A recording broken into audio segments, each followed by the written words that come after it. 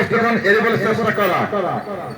যি বস্তুখনৰ প্ৰয়োগ তুমি কৰি আছা সেই বস্তুখন এৰি দিয়া যদি এৰিব পাৰা নিশ্চয় তোমাৰ জীৱনখন এটা ডাঙৰ আশীষ আৰু অনুগ্ৰহ বুলি মই আশা কৰোঁ সেইকাৰণে আমি আমাৰ ওচৰলৈ আজি প্ৰভু যীশুখ্ৰীষ্টৰ প্ৰেমখন কাহিনীখন নিয়াইছো পবিত্ৰ শাস্ত্ৰ বাইবেল লিখা আছে যে যিজনে তেওঁ বিশ্বাস কৰে তেওঁ নাশ নহয় কিন্তু অনন্ত জীৱ পাব 2000 বছৰ পূৰ্বে এই ধৰালৈ মানুহক পাপৰ পৰা মুক্ত দিবলৈ নিজৰ স্বৰ্গৰ মহিমাখন এৰি এই ধৰালৈ অহা একমাত্ৰ প্ৰকৃত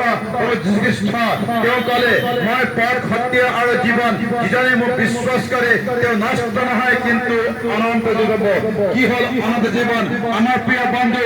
অনন্ত যদি আমি কওঁ দুটা হয় জীৱন এটা হ'ল স্বৰ্গলৈ এটা হ'ল নৰকলৈ স্বৰ্গলৈ কোনে যাব নৰকলৈ কোনে যাব বুলি চিন্তা কৰে তেনে আপুনি পবিত্ৰ শাস্ত্ৰ বাইবেলটো অধ্যয়ন কৰিব লাগিব তাত দেখা যায় যিজনে পাপৰ পৰা মুক্ত হ'ল যিজনে প্ৰভু যীশু পালে পাপৰ পৰা ক্ষমা হ'ল পিতা পুত্ৰ পবিত্ৰ আত্মাৰ নামত বাপ্তিস্ম নি নতুন জীৱন